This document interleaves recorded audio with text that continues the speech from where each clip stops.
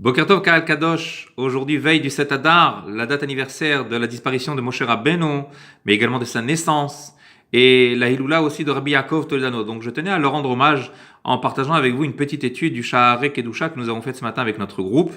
qui nous parle de la Hatzvut, de la tristesse. Il est important de ne pas se laisser atteindre par la tristesse, car en étant triste, eh bien, on prie avec beaucoup moins d'enclin, on pratique les mitzvot avec beaucoup moins d'engouement, et la distance se crée entre nous et Akadosh Baruch Hu, notre étude de Torah et le reste. En fait, toute la partie spirituelle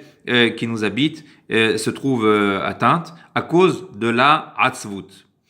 Pour empêcher la Hatzvut, il est important de ne pas laisser rentrer le doute. Car à cause du Safek, à cause du doute,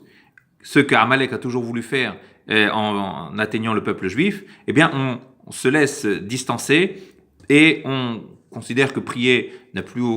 d'intérêt, puisque les épreuves sont là, de la vie, et pourquoi également faire les mitzvot, pourquoi s'adonner au service divin, puisque nous sommes malgré tout éprouvés par Akadosh Baruch Hu. Donc, même si quelque part on se fait une philosophie en se disant mais de toutes les manières on n'est que de passage sur terre et que à quoi bon s'attacher à ce matériel, malgré tout, dès le moment où il y a le safek qui s'installe, il y a la tristesse qui suit et qui conduit l'être humain donc à se détacher d'Akadosh Baruch Hu. N'oubliez pas, je trouvais très sympathique ce que disait d'ailleurs un bon français, l'abbé Pierre, un sourire coûte moins cher que l'électricité, mais donne autant de lumière. Donc oui, forçons-nous à être un peu plus souriant, un peu plus avenant, et puis également, n'oublions pas que dans un bon plat, le sourire est la meilleure épice, disait Pierre Perret.